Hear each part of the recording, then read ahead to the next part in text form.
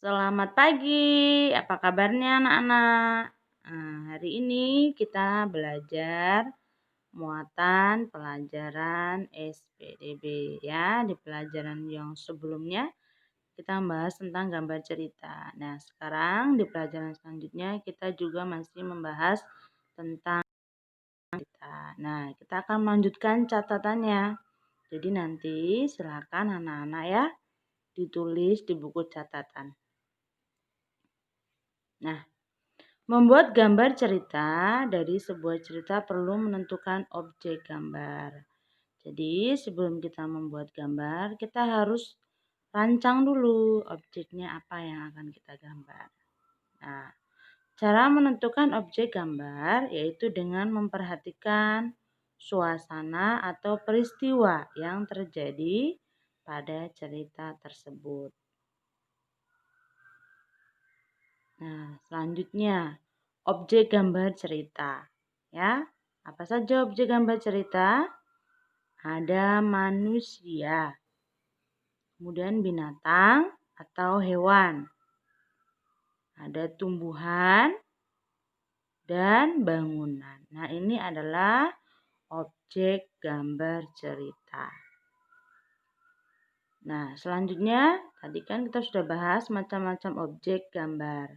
Nah, objek gambar cerita yang pertama itu ada manusia. Ya, lihat, kalian bisa membuat gambar laki-laki, kemudian perempuan. Nah, objek manusia dalam sebuah gambar cerita menggambarkan tokoh cerita. Nah, macam-macam ekspresi. Nah, apa saja? Lihat, macam-macam gambar ekspresi. Ya. Nah, ini adalah contoh ekspresi senang. Ini ekspresi sedih. Kemudian ekspresi terkejut. Kemudian ekspresi marah. Nah, ini adalah langkah-langkah membuat gambar cerita. Nah, di sini dicontohkan langkah-langkah membuat gambar binatang burung.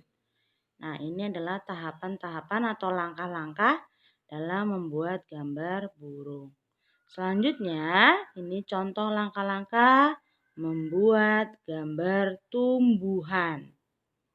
Ya, coba diperhatikan langkah-langkahnya. Nah, selanjutnya ini contoh langkah-langkah membuat gambar bangunan. Ya. Nah, gambar yang memperjelas suatu cerita disebut gambar cerita. Nah, ekspresi tokoh dalam cerita dapat ditentukan dengan mengamati situasi atau peristiwa pada cerita.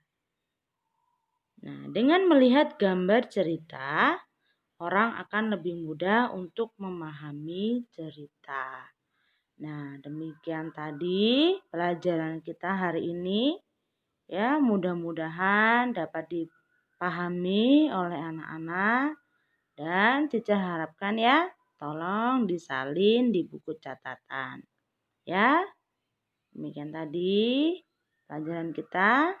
Cukup sampai di sini, sampai bertemu lagi minggu depan dan Cica ucapkan terima kasih.